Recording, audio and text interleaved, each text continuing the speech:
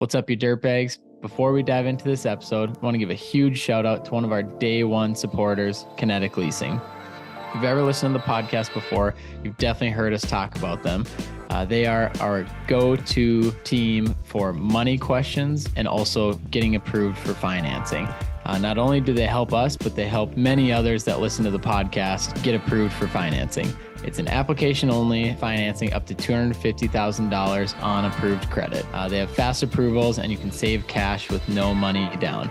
At the very least, just give them a call, see what you can get approved for, and then check your rates. A couple ways you can reach out to them. You can give their office a call. It's at 701-476-0221. Just make sure to mention that the Dirtbag sent you, and they'll definitely help you out. And then you can also email them, sales@kineticlease.com. We also have all of their information on the Dirtbags podcast website. So go check them out, tell them we sent you, and let's get into it. All right, what's up, you dirtbags? My name is Luke Egerbrotten. We are back in studio here. We've got the other dirtbag, Mr. Luke Payne. Mr. How's it going, Dirtbag dude? Boot. Cheers, brother. Cheers to number 2 podcast of the night. Yes, sir. Second one. I think we'll wrap it up after this, but I don't mind actually recording 2 in a night. It's kind of fun. I feel like we're already rolling, and might as well just roll into the second one. Well, we get through our catching up, you and I, with the first podcast, and then the second podcast, it's all business. Yeah. I feel like, and that's what we did on this first one. We kind of just hit record and then caught up on there. And so maybe we'll do more of that too, because a lot of times we just catch up for 45 minutes and we don't record it. And maybe we'll do kind of like a recap thing where we record that, put it out as a bonus episode, then just head right into a rant. So that would be a good one. Yeah, we'll see. But I know kind of as we were talking and you'd sent me a couple texts on our next rant episode. This one is a little bit more about being the owner. It's a lot different than, what we grew up with, because, now that you own the company and you're growing, there's a lot more stuff you have to put up with and deal with. Obviously the ceiling's a lot higher, and that's, I think, part of the reason why we're in this business, but there's a lot more you have to deal with. And I think a lot more that people don't see. So it can be frustrating at times when I think people take it for granted, or they feel entitled to something that you've been setting up or working for. But, what have you seen in the last, because you've owned Black Iron since 2018, and now it's kind of morphed into Western. So that gives you 5 years. I mean, how has being the owner changed over the last 5 years? Dude, the biggest change probably came within the last year and a half. Obviously taking on more equipment, taking on more personalities, taking on, more responsibility, taking on more headaches. That's kind of when there was a big shift where it's okay, this is a completely different company than it was a while ago. But I haven't heard anybody kind of go into the owner's aspect of things. And I don't think a lot of people understand what owners do go through. I know when I sent you that text, I don't remember the situation, but I was fired up because I even spelled bear wrong. An actual, it's supposed to be BARE, and I said BA or BEAR. So I was fired up. But being the owner, there's a lot that goes into it that people don't see. And it's kind of hard to be vulnerable about it too. For instance, I'm trying to think of some examples that I had in my head. What's the word here? Effort. Okay, we'll start with effort. So me as an owner, right? I have a certain effort that I want to see the guys uphold. Okay. I can't always be there to hold their hand, to, constantly watch over them. I just have to hope and expect that they're going to give me the effort that they expect of me. Right. But if, say, something happens, people are slacking off, we're not really thinking on projects, we're just kind of there showing up, we're not being effective, we're not being efficient. Okay, whatever. That just kind of gets brushed under the rug. What people don't understand, hey, I can't do that to you guys. So the expectation has to be a two-way street. It can't just be, I have to be perfect with you guys all the time. Right. Right. you have to try to be perfect for me too, because it is like I said, it is a two-way street. This company does not survive off of one person, the owner. It survives off of the company working together. And I feel like that gets taken granted for a lot, because a lot of people don't really think about that. And I get it. If you're there to get a check, right? You're probably not thinking about, oh, am I making the company money? Oh, am Yeah. I doing the best thing for the company? And that's okay. But like your key guys, if you want to grow and if you want to excel, if you want to make a career out of things, that's what you should really be looking at. Okay, how can I provide value to this company? Okay, here's my problem. What can I figure out instead of, a million phone calls to the owner trying to figure out, well, what do I do? Let me see if I can critically think for myself. That's a big thing. That's one of the instances.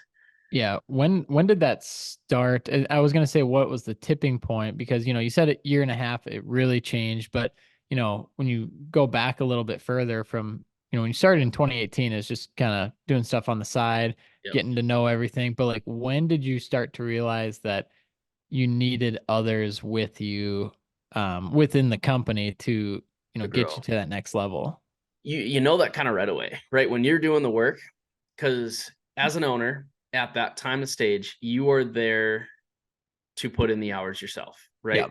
You are not self-employed. You are employed by your job, right? You are there to do the work. You are the one that has to provide a great result.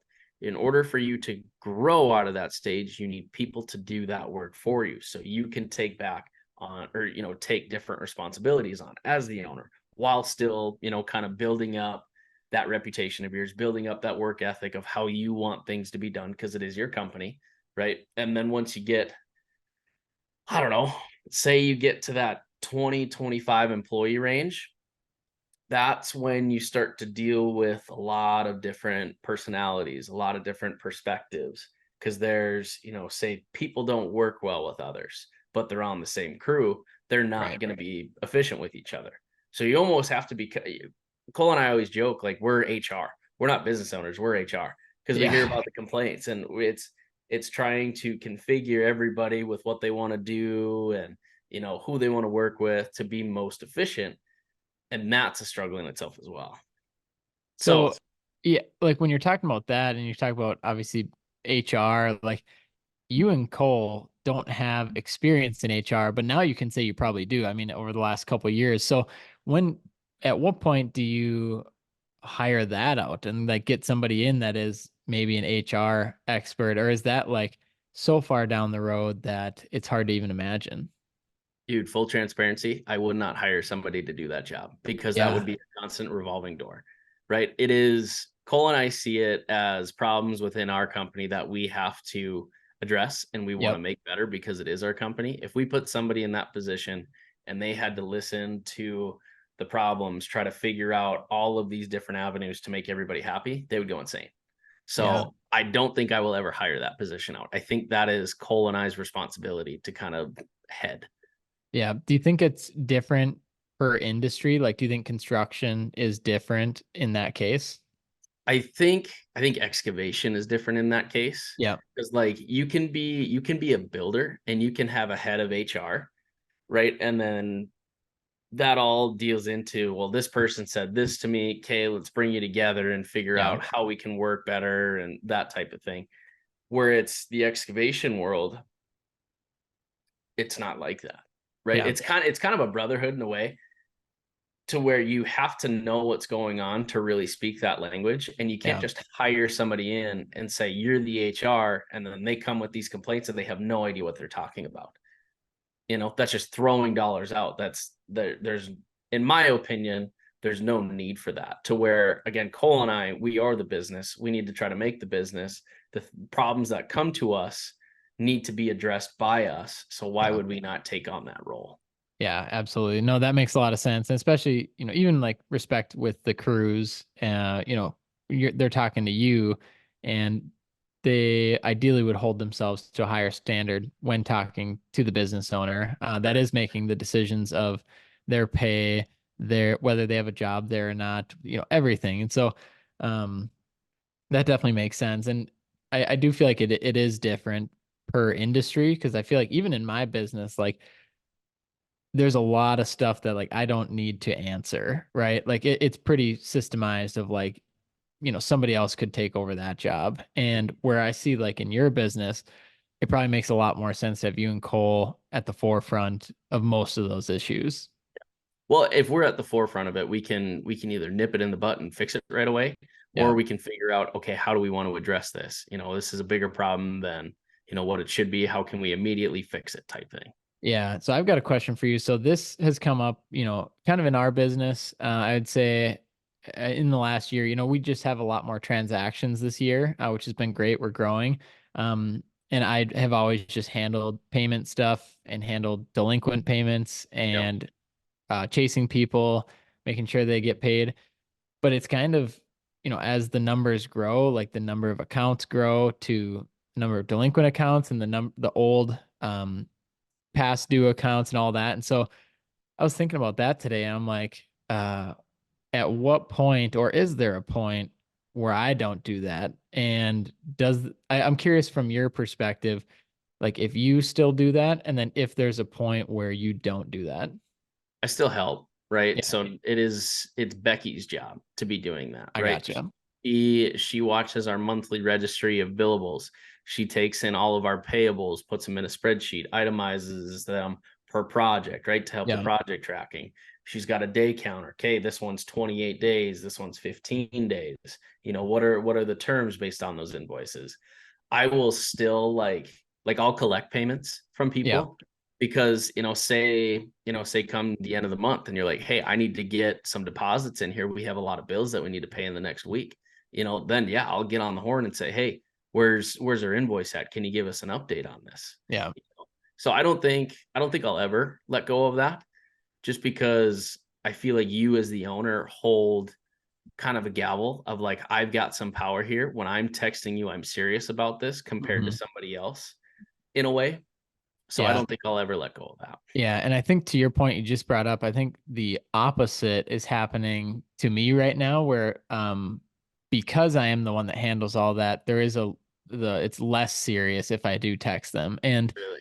um where it shouldn't be that way. It's like this is a big deal, like this needs to get done. So I think probably the next thing we need to do in our business is get a Becky, somebody that does keep, because most, 85% of our clients are, are up to date, they're paid, usually no issues.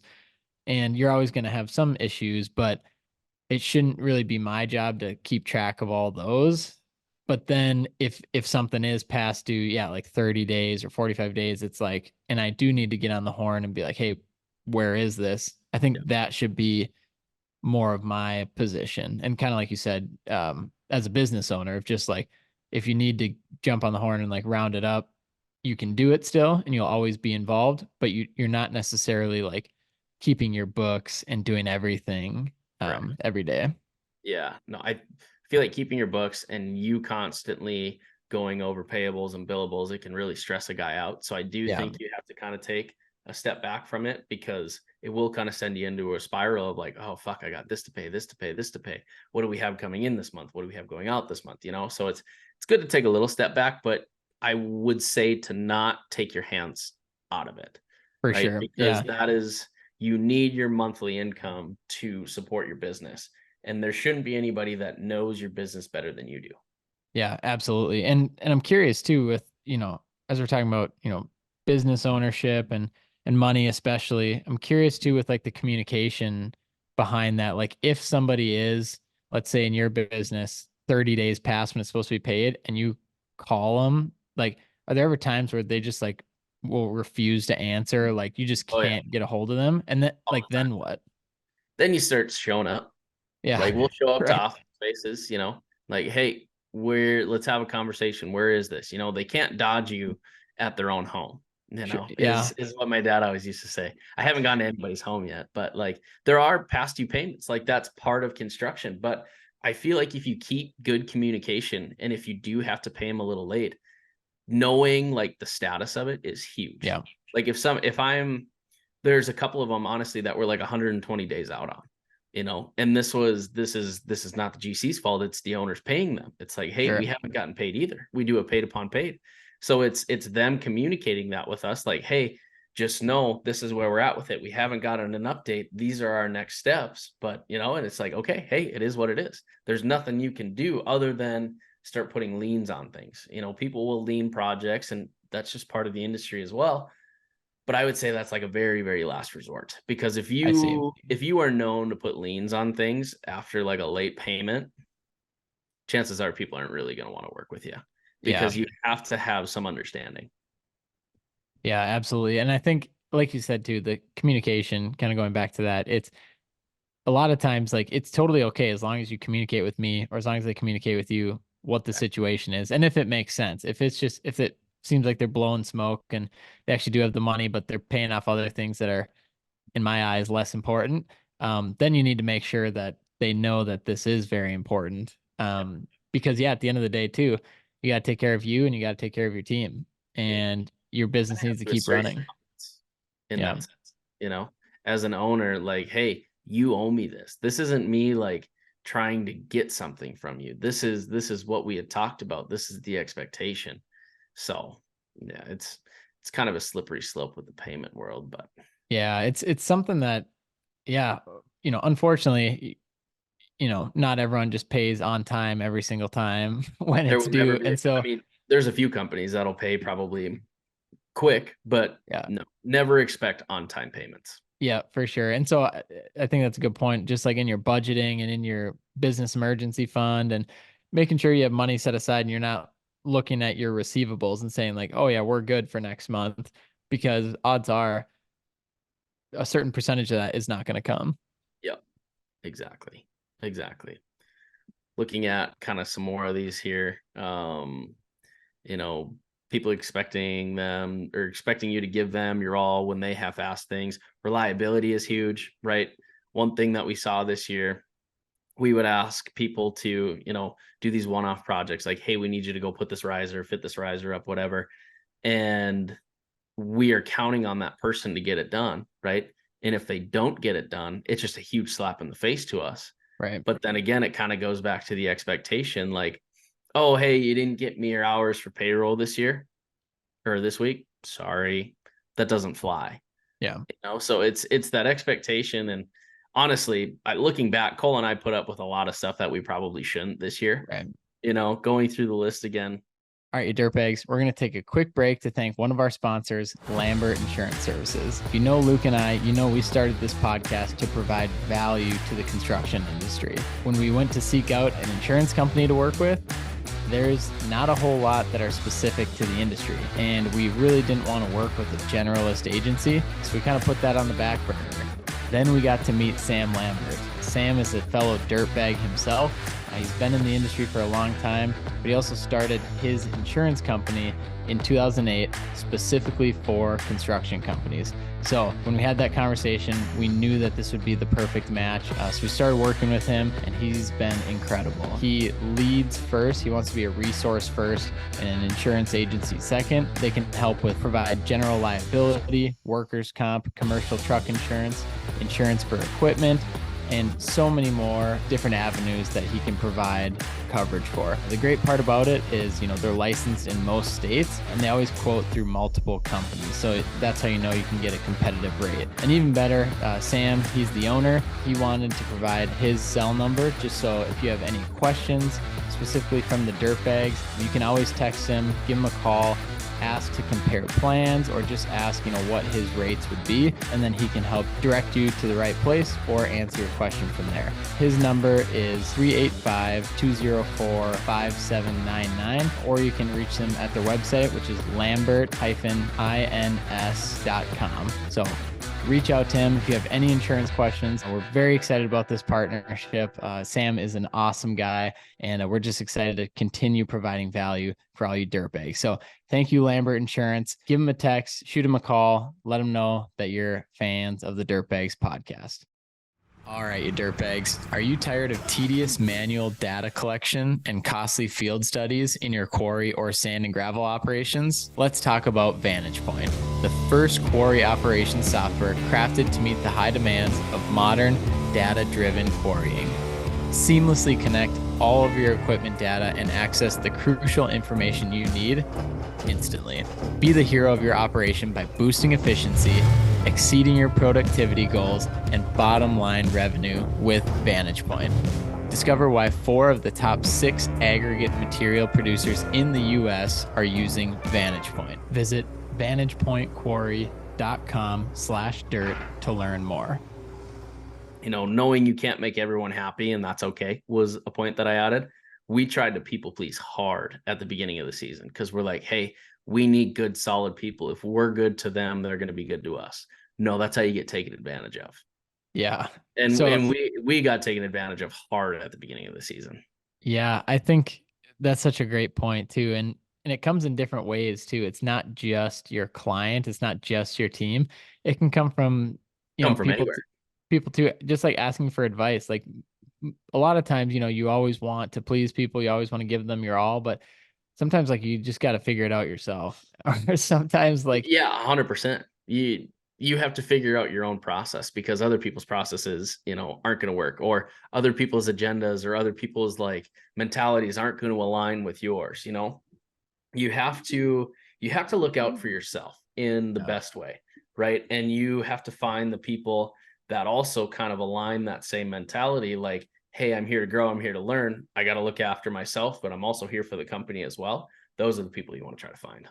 Yeah, and it's a really good point too, just because if somebody is looking for advice or reaching out and like they can give you enough, but a lot of times it's not apples to apples. It because their business is structured totally different or their costs are way different than your business. And so I think if you're asking somebody for advice, making sure you're asking the right question that makes sense and that's more of a closed-ended question that it I don't know. You know what I'm saying? Especially in construction, like I feel like it's very tough if you're asking how much you would bid a certain Project for project what you would because cost. Yeah. your costs are so different than theirs would be. But I don't know. I think that's an interesting topic to think on. Yeah. You can go many different ways with it, right? The way that I was thinking about it when I was texting was definitely more on the employee side, right? Yeah. We got taken advantage of hard with the employees this year. Just, we gave too much right away. Yep. And then that started to be an expectation. Like right as soon as somebody was hired, I don't know why the fuck I did this, but looking back, and this could go into like world's worst or like this year's worst of Yours and I's podcast, but we gave 12 Yeah. days vacation soon as somebody started, like, Oh hey, we wow. understand like things happen. And that got abused hard because there was a guy started out great, hard worker, declined quickly, just attitude sucked, fuck this, fuck that, you guys owe me. And I remember he would like text us and say, I'm not coming in today, I'm taking a PTO day. Oh man. Say, no, I'm just not coming in. I'm like, well, you can't really do that. And so that was kind of like, okay, something's not going on or something's not right here. And then there was kind of like a weird time where a lot of people's attitude just sucked in the summer. And it was Yeah. because Cole and I, we look back at it, we did not set a clear enough expectation as far as what we expect. So going into Yeah. 2024, that is one of our biggest goals. Like, hey, we're writing a full employee handbook. We are going to have a team meeting with everybody, talk about all the issues that we had, going to tell about how we are going to go about things, the repercussions if they're not followed. you Yeah. know but that was part of the growth. We took a guy on in May and we took another guy on in June, and the guy that was taken on in May told the guy that we took on in June that this is not the same company that I was hired onto a month ago. We grew that fast through the Wow. year, which is wild, but that's where those headaches come from. Dude, absolutely. And it starts from the top too, like you said, and it setting the expectations, but also setting, the consequences of like, if these aren't met. Yep. And you need that too. And you need a little bit of that fear, but also a little bit of that excitement of like, hey, if we crush this, this is gonna happen also. So like the high ceiling, but like the deep floor also. Yeah, you got to give them both ends of the spectrum, right? Here's the good, here's the bad. Yeah, Don't because fuck it up. if you only give them the good, they're like you said, it's gonna lead to entitlement, and Oh they're yeah. just gonna expect.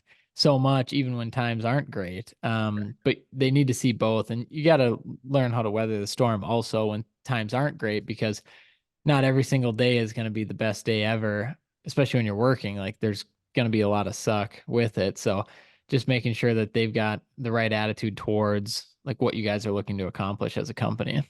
Yeah, rarely do you have a good day in construction. And I'm Yeah. not trying to sound negative with it, but there's always something that's going wrong. Dump trucks breaking, people not showing up, not meeting schedules, angry subcontractor, whatever the case may be. So when you do have a good day, enjoy the hell out of it. Yeah. They Right. they come, they do come, Yeah. but they're rare. And again, not trying to be negative with it, it's just the reality of things, and reality is also a big, topic too, kind of what you said, Luke, is setting that expectation. you know, this is reality. This is what it is. There's no bending that. There's no turning it. This is just the expectation. This is the reality of this certain instance in time. Yeah, and you can kind of get away from that too if you oversell, especially on the employee side. If you're just telling them how great it is, how you're showing everything on social media and everything's always perfect, and uh, you can really shoot yourself in the foot if you oversell, and then yeah, you get 12 days vacation right away, like or unlimited PTO. I know some Yeah. companies do that, and then yeah, you're like 8 months in, and they're just totally disconnected. So I think you do need a lot of that, like you know harsh leadership, Yeah. showing the bad, but also showing like what we can accomplish together. Correct. Correct. Yeah, I mean, being a leader is tough. Like there's a lot of things that, I still haven't experienced and I'm looking forward to experiencing that I'm going to be like, holy fuck. This is wild. I wouldn't imagine myself in this position. Like I remember going into the year like right away, and we had Cole, our credit card payment came up or something, and it was like 150 grand is what we had to pay. And both Cole and I are like, we have to pay 150 fucking $1,000 on a credit card. And we're looking at each other, we're like, what Oh, the fuck did we do? This was in like May. We're like, what did yeah. we spend this on? And then slowly throughout the year, I think our highest credit card bill was like 600 grand. And looking back at Wow. that 150, we're like, damn, that was nothing. I would take that back in a heartbeat right now. Yeah, You dude. know? So, and that kind of goes into another point too of like the owner has to be the backbone of the company. Yeah. You are going to get repeatedly kicked in the balls, but you have to tell people that you like it, just to kind of set like that precedence. Like, I don't care, embrace the suck. Yeah, you got to take a lot of shots, and you got to wear a lot of that right in the chest. And so, dude, that is some of the good stuff that sometimes the employees don't see, and they can punch out and go home and get their check on time, and it's all good. But we talk about this too. I wouldn't have it any other way, because of the challenge. Like I love that. And then also the ceiling too. It's like, wanting to build something that's much bigger than us Mhm. from the ground up. Yeah. Touching back on that too, you as the owner, you really can't tell your people everything, right? You can't be vulnerable with everything with them. There are times where you have to maybe hide your struggles and put the business in front of you and put their needs in front of, kind of what you're struggling with. Saying, say payroll comes out on a Friday Yeah. and payroll's 55 grand, but you have $35,000 in your account and it's Thursday. You as the owner cannot panic. You as the owner have to figure it out, but you also have to keep a level head to not panic in front of people, because as soon as you panic, they panic. Yeah. As soon as they think, oh, I'm working for a failed company, they're going to leave you. So you do have to have some kind of mental toughness and situational awareness to read those, Yep. you know? Yeah. I love that, because I think there are situations where you would want to share kind of where we're at as a company, but what else would you potentially not share to like your team and like hold back? Oh, dude, like I think of Cole and I were, I'll be completely honest on here. I mean, there was times where we were going into Friday and we had $600,000 worth of bills coming out on Monday. And we're like, we have 150 grand in our account right now. How the fuck are we going to make this work? But you as the owners, you have to get on the horn. Hey, I need to collect this invoice. I've got this to Yeah. pay for. I've got this to pay for. This is over. Invoices are supposed to be paid to us. And it kind of goes back to, you're never going to be paid on time. but working with good people, a lot of the times they'll make it happen. I know Aaron Witt talked about this on one of his social media posts one time, to where he ran out of money in an airport and he had to call Keaton Turner. And he's like, I ran out of money. Is there any way that you could pay this invoice early? And Keaton's like, yep, no problem. And he did. You know, you as the owner, you're going to be put in situations like that. So you want to work with good people, and you got to be vulnerable sometimes.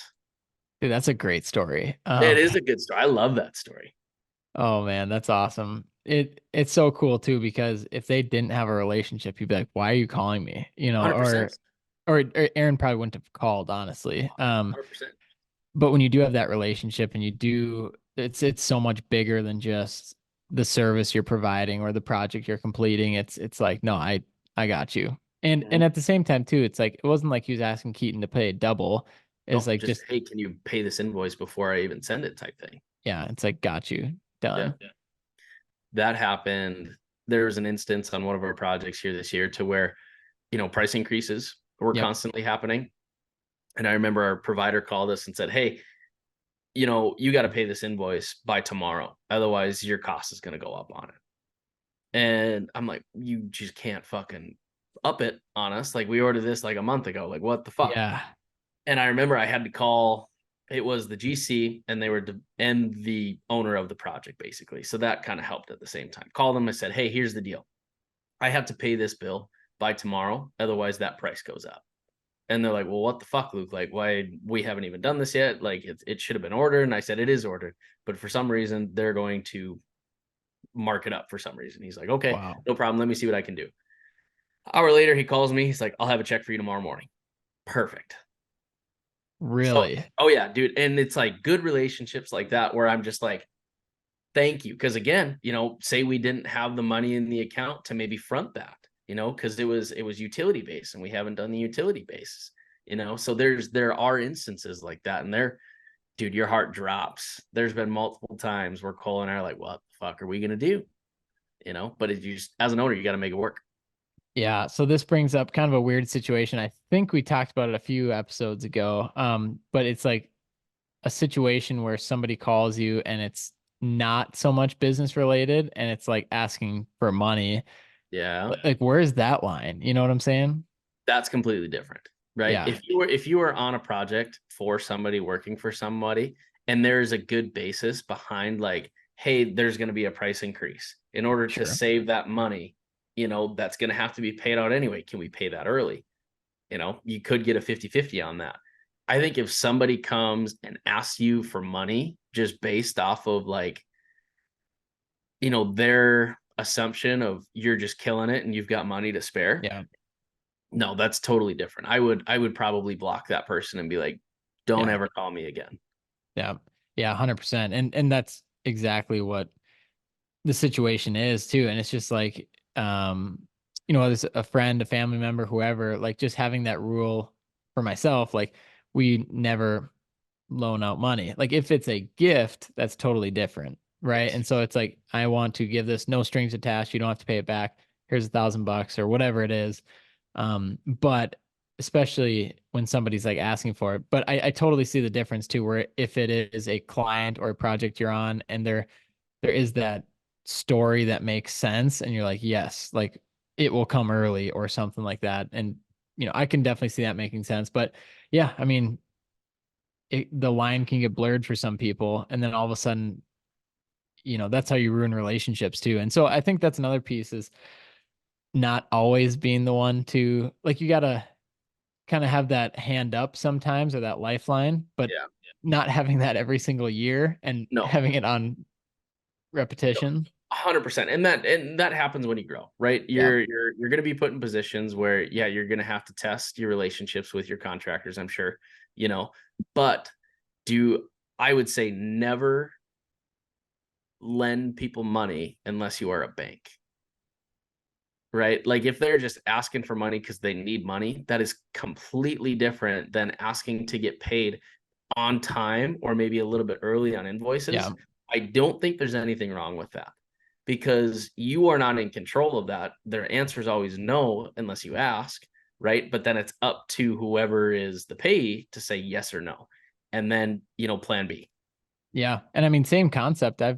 Some of our contractors, they asked if they could pay a little bit later or if they could pay our bill a little bit later. And it's Yeah, like, yeah, you just assess the situation and say like, yeah, no problem. But if it's like a habit every single month where you don't get paid, then, you do have to address a different situation. But yeah, if it's like a week because they're waiting on a payment here, yeah, I mean, you just assess it differently every time. correct. Correct. And it very situational based, basically. So, but yeah. So I don't know if we want to get into it right now. Do we want to save this for a different rant, but the work-life balance? Oh, dude, that one's a good one. Um, Because I feel like we're very different with we are this. very different. How long are we into this podcast right now? What We time do we? probably should wrap this one up. Yeah, let's save that one for a Because I different feel one. like that Yeah. one will be a really good one to start fresh with. And That's a full episode between you and I. yeah, so Yeah, stay tuned for that one, talking all about work-life balance. And the great thing is I don't think there's going to be a right or wrong answer, but I think you and I differ quite a bit on this one. So it'll be fun I agree. to It'll see. be fun to dive in and kind of learn more about the other perspective. Yeah, I think we did a little bit on the Dirt Baguettes episode. A little bit. But this will be yeah, this will be good. Mhm. Absolutely. Well, that's our rant topic today. As the owner, it's hard. It's gonna suck, but it's worth it. If you Yeah. can, if you stay consistent, as Andy Yeah. Frisella always says, only 1% stay consistent. The other are fucking losers. But that's a quote from him. Dude, I love Andy. Yeah, I mean, staying consistent, a couple other things like from some books I've been reading too. Staying consistent, um, keeping your why in the vision, but also like you got to make a profit. I Yep. think some people forget about that and they forget like or they forget to pay their taxes and they're like, "Oh, we don't have any money for profit." It's like, "Well, you got to know you got to pay your taxes, you got to pay your people, you got to pay for materials, and like this isn't new stuff. You got to make sure there's money left over so you can keep growing as a company and you can pay yourself. And if you've been doing it for 5 years and you've never really made any money, it's time to take a deep look at your business and like potentially have somebody, a mentor, a coach, somebody come in and help you, or you got to try something else. And I think that's just the harsh reality of it. I agree. I agree. But But cool. Well, I think that's podcast, Mr. Luke. We will see you on the next one. cheers, brother.